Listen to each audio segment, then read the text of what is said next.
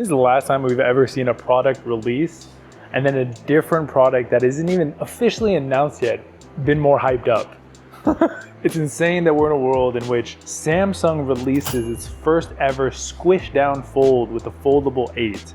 And then more hype, in my opinion, has ever, like at least from what I've seen, has come into existence for Apple's rumored foldable that's kind of been rumored for the last 3 years, I want to say.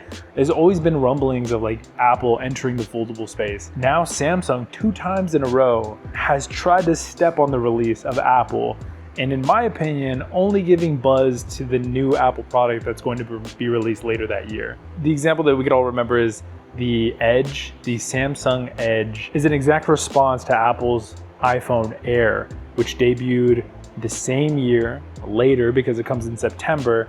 And now we've seen the launch of another product that is seemingly trying to step on Apple's toes with a seemingly new release in September for their first foldable squish down passport version of a foldable coming later this year in September.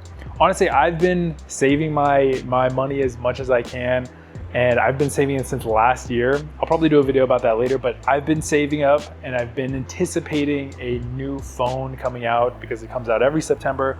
I have the iPhone 15 currently, so it's been a couple of years since my last update.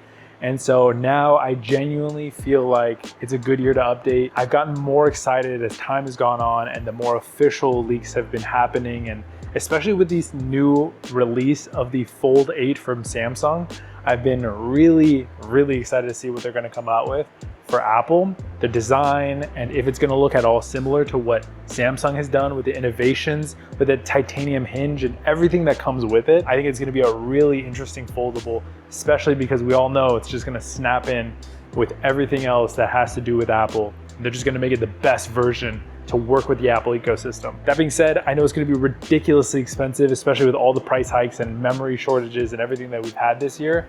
So I'm not anticipating it being anywhere near $1,000. I imagine it's gonna start at $1,800 at its lowest end and go as far as $2,500 at its top end of like maybe even $2,700 if it can go up to a terabyte or 2. We shall see. But I think it's been very interesting to watch the anticipation for their fold, and then also Samsung's now second time trying to step on the release of Apple.